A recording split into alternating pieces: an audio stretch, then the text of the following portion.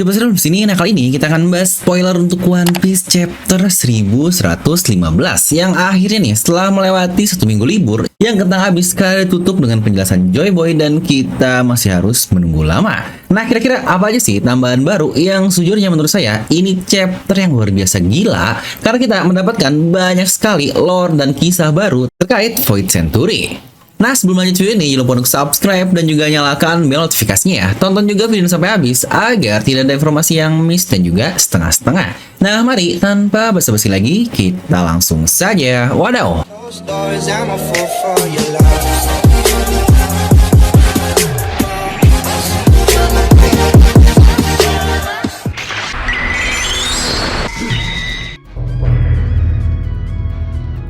Dimana untuk chapter ini kita masih belum mendapatkan judul spoilernya dan chapter sendiri kita langsung mendapatkan reaksi dari berbagai orang yang ada di seluruh dunia pasca siaran Vegapunk. Di sini Mars pun mulai panik dan dia mengeluarkan haki untuk memingsankan dan Musi yang ada di daerah Labo PS. Dimana di sisi lain Nusjuro pun dia mengeluarkan satu serangan masifnya dan berhasil memotong Labo PS dan akhirnya para Seraphim pun berhasil bebas yang kemungkinan besar akan kembali mereka kontrol. Yang sejujurnya ini gila dan sangat menarik sekali sih. Pertama, kok tahu-tahu Nusjuro ada di Labo PS? Apakah dia berhasil melewati lubang Sanjay dan naik langsung ke daerah puncak? Atau jangan-jangan sabetan yang dia lakukan itu jauh terukur dari daerah pesisir Northeast? Di sini pun Vegapunk berkata kalau Poneglyph berisi kisah atau rekaman sejarah tentang perang besar yang terjadi di abad yang hilang. Di situ juga Vegapunk berkata kalau utamanya perang ini adalah perang ideologi yang sejujurnya ini saya suka banget nih dari kata-kata Vegapunk. Karena di sini dia berkata, saya tidak akan mengomentari siapa yang benar dan siapa yang salah dari ideologi tersebut. Yang ini juga berhubungan dengan apa yang Vegapunk katakan di chapter 1114 kemarin. Kalau saya tidak bisa menjudge seseorang, karena saya tidak mengenal baik orang itu atau Deadman yang dikatakan oleh Vegapunk. Di mana abad yang hilang pun dikatakan ditutup dengan kekalahan dari Joy Boy yang ini pun sejujurnya prediksi lama sekali sih kalau ujungnya ya, Joy Boy ini kalah dalam peperangan tersebut atau dalam kata lain, dia gagal. Hal ini pun terjawab dari berita Neptune yang bilang kalau Joy Boy gagal menepati janjinya dan permintaan maaf pun muncul, yang berarti bukankah dari situ cukup jelas jika Joy Boy memang gagal dalam perang yang terjadi di abad Void Century. Ya, balik lagi, pemenangnya adalah keadilan, tepat seperti kata-kata Doflamingo. Di sini pun Vegapunk melanjutkan kalau perang tersebut telah mengubah landscape dari dunia secara masif. Di mana katanya dunia yang berisi berbagai daerah 1000 tahun yang lalu harus menghilang cukup banyak karena selama abad tersebut air laut naik sampai 200 meter. Yang cuy, ini 200 meter gila banget karena bahkan Monas aja cuma 132 meter. Yang berarti ini lebih tinggi lagi yang fix nih Monas bakal tenggelam. Lanjut di sini pun Vegapunk menambahkan kalau area atau daratan yang kita tinggali sekarang adalah sisa-sisa dari daratan yang dulu pernah ada. Dan chapter pun ditutup dengan kata-kata luar biasa karena Vegapunk melanjutkan lagi Ancient Weapon atau senjata kuno saat ini masih ada dan masih menunggu untuk diaktifkan karena perang besar dari abad yang hilang masih belum selesai. Ini sejujurnya sangat gila sekali. Yang berarti perang yang terjadi selama abad Void Century masih berlanjut sampai 800 tahun berjalan, yaitu hingga saat ini. Dan paling terakhir pun diperlihatkan lagi-lagi wajah Imu walau masih dalam bentuk siluet. Dan di chapter ini pula kita diperlihatkan Joy Boy yang berhadapan dengan orang-orang yang menggunakan mahkota di panel kecil dan semuanya lagi-lagi dalam siluet. Yang apakah Joy Boy terlihat menggunakan topi Jeremy atau tidak seharusnya mulai akan terjawab di satu chapter ini ketika scanlationnya sudah rilis. Yang apa mungkin panel kecil ini mungkin melihatkan sedikit flashback di mana Joy Boy berhadapan dengan ke-20 atau ke-19 kerajaan yang sekarang menjadi pemerintah dunia. Yang lagi-lagi kita akan masuk ke pendapat singkat Devilomi dari spoiler ini yang mungkin apa yang saya pikirkan dari spoiler yang ada. Oke, sejujurnya menurut saya ini adalah chapter yang paling saya tunggu-tunggu. Tapi bukan karena kita mendapatkan kisah tentang Void Century, bukan juga karena kita mendapatkan kisah tentang Joy Boy.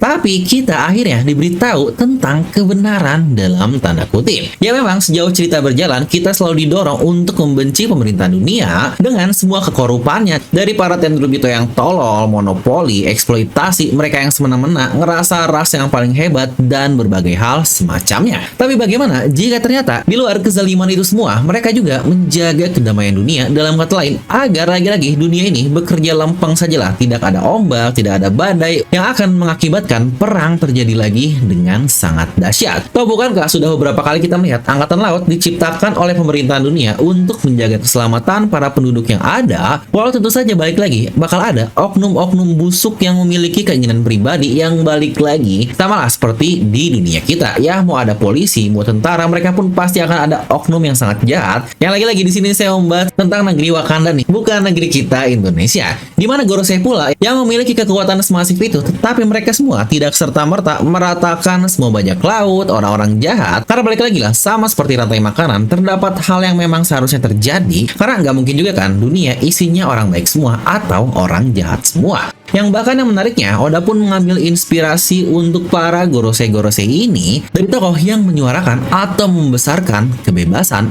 atau liberation.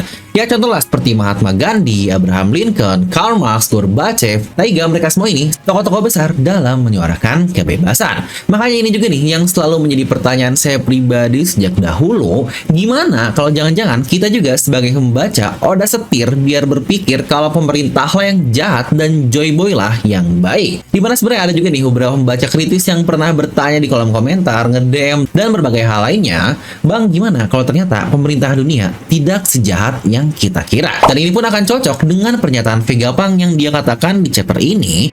Perang di masa lalu itu terjadi karena perbedaan ideologi, dan dia pun berkata dia sendiri tidak akan menjudge siapa yang benar dan siapa yang salah. Apakah dulu Joy Boy dengan kerajaan kuno advance-nya mencoba membuat sesuatu kepada dunia, di mana sebenarnya ada satu teori yang cukup terkenal yang sebenarnya ini pun yang menciptakannya adalah orang dari negeri kita, yaitu proyek One Piece yang dibahas oleh Om Rokushiki Master. Tetapi ideologi ini atau proyek ini kemungkinan besar ditolak oleh kedua puluh negara karena akan berdampak hal lain yang mungkin akan mengubah dunia bagaimana kita masih belum tahu. Karena jangan lupa ya, Vegapunk pula mention 1000 tahun yang lalu atau 200 tahun sebelum terjadinya abad yang hilang. Dan bahkan kita juga pernah tahu nih, 4000 tahun yang lalu kerajaan Alubarna pun terbentuk, yang lagi-lagi jauh sekali dari masa perang, yang berarti apa yang sebenarnya terjadi di dunia One Piece jauh-jauh sebelum dari Void Century. Yang apakah sebelumnya dunia dalam keadaan damai, dan apakah juga pada akhirnya Joy Boy yang lahir 900 tahun yang lalu berusaha untuk mengubah landscape dunia ini dengan ideologi yang dia miliki, yang balik lagi kita masih belum tahu apa yang sebenarnya Joy Boy pikirkan. Dan mungkin ideologi yang dimiliki ini sangat bertentangan dengan semua orang atau semua kerajaan yang sudah berjalan selama berabad-abad bahkan milenium-milenium yang ada di dunia One Piece, yang akhirnya mereka pun diperangi oleh ke-20 negara yang beraliansi. Karena bukankah kenapa bisa ada 20 negara beraliansi dan ada satu orang yang berbeda, yaitu Joy Boy, yang biasanya satu orang ini pasti akan memiliki ideologi yang berbeda dengan ideologi masif yang ada di dunia juga. Ya lagi-lagi ini adalah hal yang sejujurnya sangat luar biasa dan mungkin mendapatkan sedikit pencerahan nih. Kalau balik lagi, One Piece ini bukanlah serial yang menjelaskan secara langsung jika A adalah benar atau B adalah salah, tetapi semuanya membuat kita berpikir kalau segalanya adalah serba abu-abu, biar kita sajalah yang menentukan siapa yang benar, siapa yang salah. Tepat seperti kata-kata Vegapunk di chapter lalu, biar kalian saja yang akhirnya menentukan apa yang akan kalian percaya, karena saya hanya akan menjelaskan kebenaran yang terjadi saya, tetapi biar kalian yang menentukan siapa yang benar dan siapa yang salah. Yang sejujurnya ini hal yang sangat-sangat gila sekali. Tapi baik lagi nih, buat kalian juga yang penasaran, saya sendiri pun pernah membahas mega teori liar karya Suhu Rokushiki Master di video ini, yang akan berhubungan sekali dengan kisah Void Century yang kita dapatkan di chapter ini. Dan seperti biasa juga nih, bahasan lengkap dan analisis mah akan kita bahas di video review saja. Makanya jangan lupa untuk subscribe ya.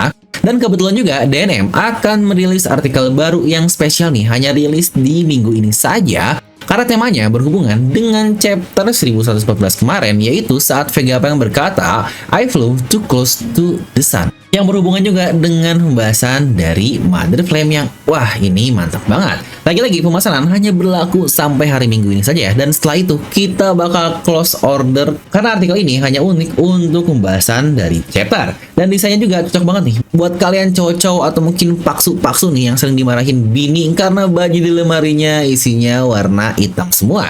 Nah kali ini kita keluar dengan desain berwarna putih, dan buat kalian juga yang pingin langsung gas langsung lah ke official merchandise kami dengan klik link di deskripsi video.